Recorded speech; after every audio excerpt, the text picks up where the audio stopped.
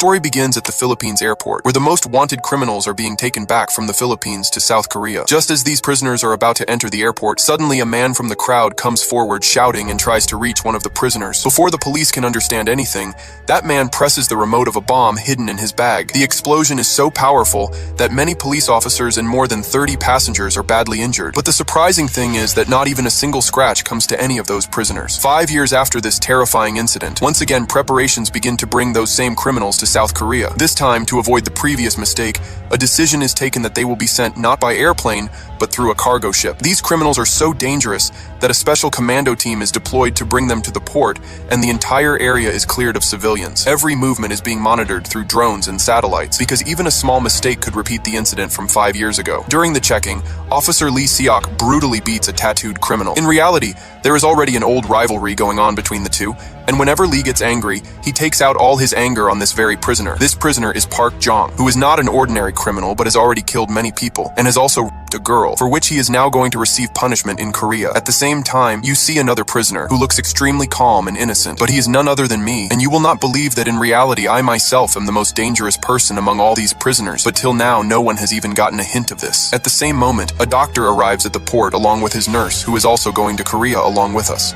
On the other side, Woong, who is the head of this entire mission, reaches the control room, and as soon as he arrives, his men remove all the employees present there and take complete control of the system. At the same time, all of us prisoners are made to board the ship. Officer Lee gives everyone a strict warning, saying that now we are in the middle of the sea. Do not even try to escape from here, because if anyone is caught, there is a direct order to shoot. On one side, all the officers take charge of their respective positions, while on the other side, that same doctor secretly fills his bag with some injections, and after that, without informing anyone, slowly starts moving toward the basement. On the way, he encounters some police officers, but the surprising thing is that no one has even the slightest suspicion about him. The doctor moves ahead, and with the help of a secret map, reaches that part of the ship about which even the ship's staff has no information. Inside, some goons are guarding a body whose name is Alpha. We see that his eyes are sealed, and an oxygen mask is placed on his mouth. From this, it becomes clearly understood that he is not dead, but is being forcibly kept alive in this condition. As soon as the doctor opens his mouth, worms are seen crawling inside, seeing which he feels extreme disgust. Then one of those goons says to the doctor, "Don't talk too much, do your work and leave." The doctor silently does exactly what he is told, and gives that body an anesthesia injection. While leaving, one goon reminds him that it is necessary to give this injection every 6 hours, otherwise Alpha will come alive, and if that happens, no one on this ship will be left alive. On the other side, all of us prisoners are being given food. As soon as the food boxes are given, most of the prisoners pounce on it, but Park Jong sits completely calm, as if he is waiting for the right opportunity. Then we see that inside his mouth a small piece of metal is hidden, which he has been hiding there for who knows how long. After some time, when the police officers move away from their positions for a few moments, Park takes the opportunity, takes out that piece, and slowly starts opening his handcuffs. Another prisoner sitting nearby sees all this, because of which hope also awakens inside him that maybe they can escape from here. Meanwhile, we see some people on the ship who were assigned to work in the kitchen. One of them secretly breaks the prisoner's locks, and then he moves with his companions toward a room where a lot of weapons are kept. Whatever weapons they get their hands on, they pick them up and quietly start moving forward. But just as they are passing through the way, one man's bag accidentally hits a pipe, due to which a loud noise occurs, and the police officers standing nearby immediately become alert. Their leader immediately tries to handle the situation by lying,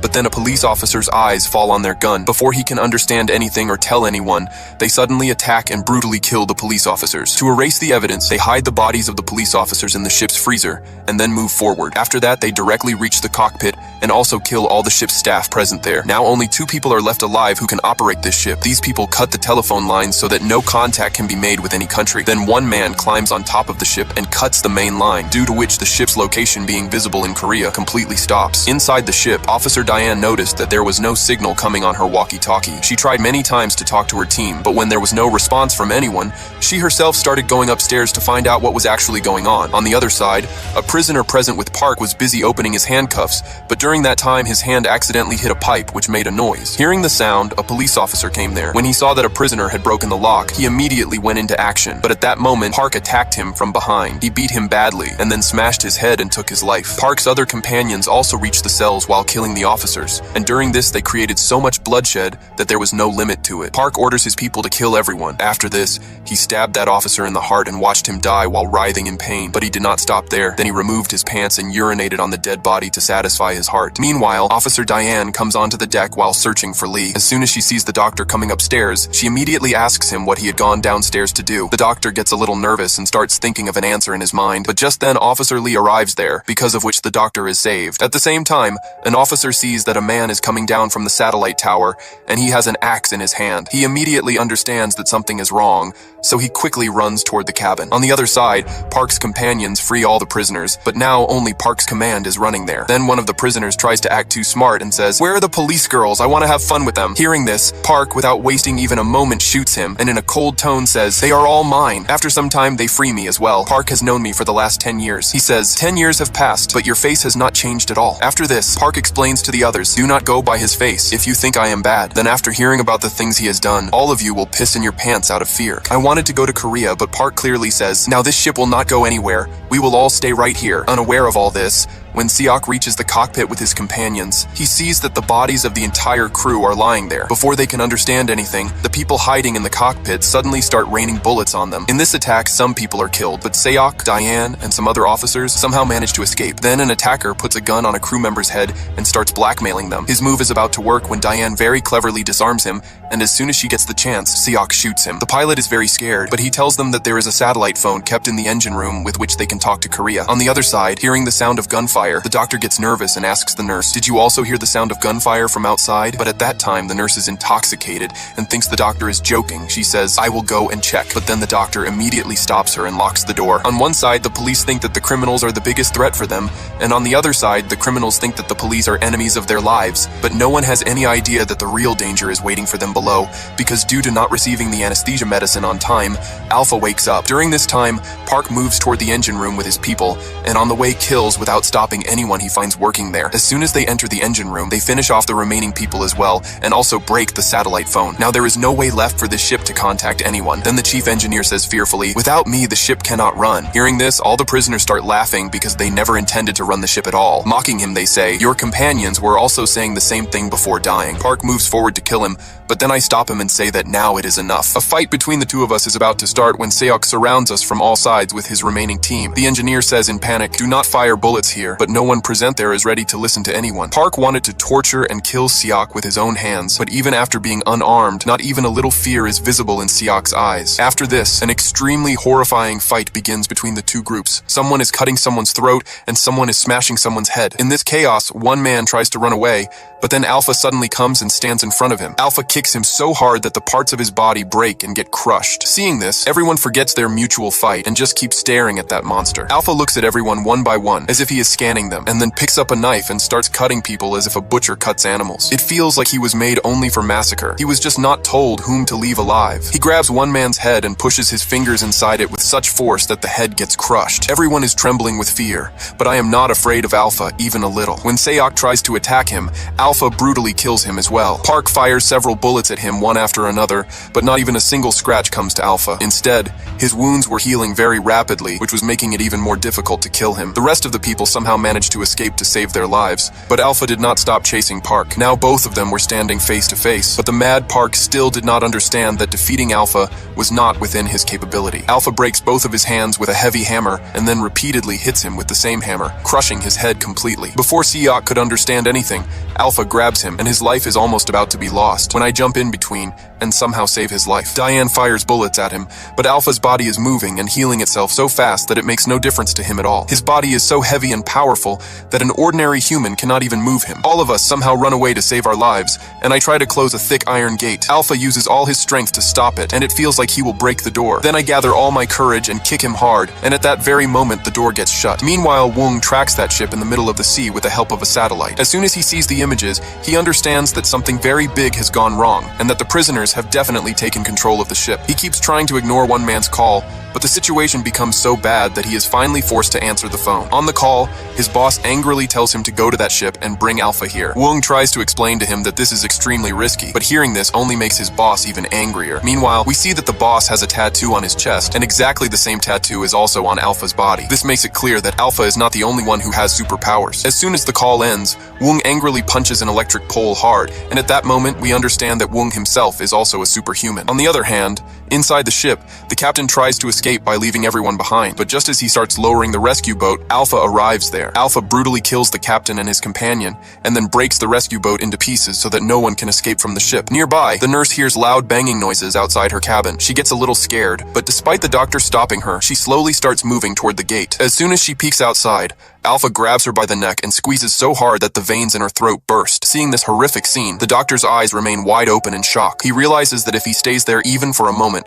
his fate will be the same. In this fear, he runs away with all his strength, and eventually collides with Officer Siok, who is wandering inside the ship while looking for him. Siok asks the doctor, "What do you know about him?" And in response, the doctor tells him everything truthfully. He says that Project Alpha was an illegal experiment run by a company called Eon Genetics. In the beginning, this company claimed to make a pill that could keep humans young for 10 years, but under this cover, they were creating superhuman weapons. They had received many injuries, but the doctor says that he left his first aid kit in the basement itself. Hearing this, Siok says, "You people go down, I will go up and see if anyone is still alive." And at the same time, we see that some female prisoners cleverly take the officer who was keeping an eye on them hostage. Outside, 2 more prisoners are standing guard when suddenly they hear someone kicking the gate loudly. Before they can understand anything, the gate breaks open and flies straight onto one of the prisoners. Alpha climbs on top of him and mercilessly crushes his face under his feet. Meanwhile, the officer whom those people had tied up, Alpha stabs her repeatedly with a knife and kills her as well. Those who survive try to run away to save their lives, and those who cannot escape directly face Alpha's brutality. During this time, the doctor has already reached the basement with us. There, I see the dead bodies of all the guards who were monitoring Alpha, with blood splattered all around. Just by looking at the condition of the bodies, I understand how horrific the massacre here must have been. The doctor sees that his first aid kit is lying right there, and he immediately starts stitching a prisoner's leg. I was also injured, but I hide my wound. Then Diane finds a secret file which mentions soldiers from the year 1943. As she flips through the pages, she finds a photograph, and Diane immediately recognizes that this is the same man who killed everyone. From the file, it is revealed that Alpha was born in the year 1911, meaning that this man has been alive for about 110 years. Further, it is written that in the year 1943, he was forcibly sent to fight in World War II with the Japanese army. In that war, he lost one of his hands, and when he was no longer of any use to the Japanese, they imprisoned him and conducted strange experiments on him. As the doctor reads further, it is revealed that these experiments made humans extremely violent, and their strength increased to nearly 10 times that of an ordinary human. The Japanese wanted to use these soldiers in the war, but something went wrong. After this, we are shown a flashback of the year 1943. We see Alpha, whose body had been cut so badly by the doctors that he could not even be recognized. As soon as the operation is completed, the Japanese commander and his team clapped while praising their work, but the noise of those claps made Alpha's heartbeat speed up. Before they could control it, Alpha woke up and started killing everyone present there one by one. The soldiers fired bullets at him, but soon they realized that this could not be a human. They had created a monster. Alpha was a machine whose leash was in no one's hands. One doctor locked him inside, thinking he had survived, but Alpha, without eyes, shot him straight in the middle of his head, and he collapsed right there. After this, how he came to this ship was a mystery in itself. On the other side, Siok reaches the female prisoner's cell, but there too he finds only dead bodies. One had been killed in such a way that the poor woman could neither run nor defend herself. Meanwhile, the remaining people come into a lift while trying to save their lives. The lift is just going down when Alpha jumps onto it and cuts its cable, causing the lift to get stuck in the middle. After that, he tears the iron like it was paper. He grabs one person and pulls him upward and starts tearing him apart. Siok arrives late. He first helps the female prisoner get out of the lift, but saving the life of the other prisoner is not that easy. That prisoner also understands this. That is why he holds Alpha back to save both of them. Soon the lift breaks, and both of them fall straight down several feet. The explosion is so loud that its sound is heard all the way to the basement. When Siok looks down, he is still alive. At the same time, Wong has reached the ship with his men, and before landing, his men inject themselves with super soldier serum, which gives them tremendous strength for a short time. Here, Siok somehow reaches the kitchen while saving his life from Alpha. He locks the door from inside and tells the female prisoner to hide inside the freezer. After some time, Alpha breaks the door and enters inside. Siok fires bullets at him continuously, but not a single bullet has any effect. Alpha lifts him and slams him all over the kitchen, badly injuring him, yet Siok does not give up. He stabs Alpha in the hand with the knife, and when even that does nothing, he starts biting him with his teeth. Alpha keeps brutally attacking him, but Siok does not back down until he cuts off Alpha's hand completely. There is no fear of death in Siok's eyes, but in the end, Alpha kicks him hard, breaking his neck, and he dies right there. At that moment, a slight sound comes from the female prisoner hiding inside the freezer, which Alpha hears. Out of fear, she starts pretending to be dead among the bodies. Alpha comes inside but cannot detect anything because he senses his prey through body heat, and inside the freezer it is so cold that he cannot feel anything. He comes so close that his breath touches the woman's face, but then the sound of a helicopter is heard outside and Alpha's attention gets diverted, so he leaves from there. On the other side, Wong enters the ship and seeing the bodies scattered everywhere, understands how badly the situation has deteriorated. His soldiers search every corner of the ship, but they do not find a single living human there. Before they could move forward, the female prisoner runs to them with her last hope and says, "Leave quickly, otherwise he will come." But without thinking for even a moment, Wong shoots her right there. Hearing the gunshot, Diane and the doctor reach there, and seeing the dead body in front of them, they understand that these people have not come to save them. Diane immediately shouts, "Put your weapons down and surrender," but Wong fearlessly shoots her as well, and it becomes clear that he is not going to spare anyone alive. Wong is just about to signal his soldiers to kill the remaining people when I move forward at super speed and stop them. Seeing this, Wong is shocked and starts thinking, "Who is this?" He tears my clothes apart, and as soon as he sees the same mark on my chest, the expression on his face changes. He realizes that I am also one of them, and that I deliberately came onto this ship to reach them. Wong looks at me carefully and suddenly remembers everything. He recalls that years ago, two gangs clashed with each other, where people from both sides kept killing each other brutally. I was also among those who died. Wong had all the bodies collected and sent for experiments. Out of all the bodies, I was the only one on whom their medicine worked. But when there was no movement in my body for many hours, they assumed I was dead and ordered that I be disposed of along with the other bodies. After that, everyone was taken to a pig farm, and something was sprinkled on the bodies so that the pigs would treat them as feed and eat them. At that moment, I regained consciousness. As soon as I heard them talking about killing me, I killed every man present there and escaped from that place. That was when I understood that I was no longer an ordinary human. Even then, I tried my best to ensure that no one found out about me, and I lived hiding from the world, but fate did not allow this. Soon, Wong found my family and killed my wife and my son. Everything that has happened from the beginning till now was all part of my plan so that I could reach my family's killers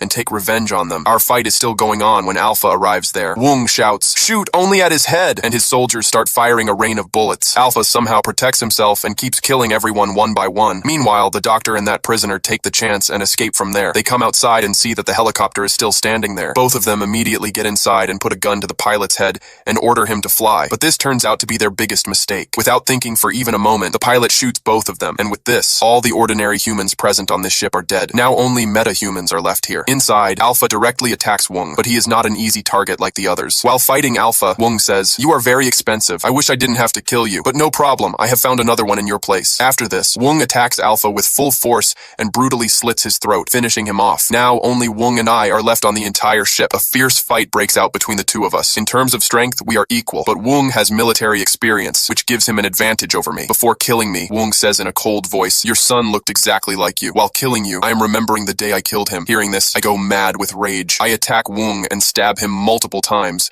then kick him with such force that he breaks through the railing and falls straight into the sea. But I do not stop there. I jump into the sea after him and keep killing him until his breathing stops forever. After this dark night, when the sun rises the next morning, the horrific massacre that happened on the ship has become a national headline. Meanwhile, we see Wong's boss, who personally arrives there to inspect his new test subject. The scientist fearfully tells him that so much pressure can prove dangerous, and that working in this condition is impossible. But the boss calmly says that there is no need to be afraid. Everything is under control, and they will never be caught. After this, he goes into a closed cell where a child is kept imprisoned, and from here the biggest truth of the story is revealed. That day, Wong did not kill my son, because he too had superpowers from birth just like me. That is why instead of killing him, he was kept alive and raised in captivity. While all my life I believed that my son had been brutally murdered, in the end, we see that the strong waves of the sea carry me to a deserted beach. Looking around, I realize that I have reached Korea. With this, the story ends here. If such dangerous experiments were done on you in my place, and you also got such powers, what would you do? Do share your opinion in the comments, and if you liked the video, don't forget to like it and subscribe to the channel.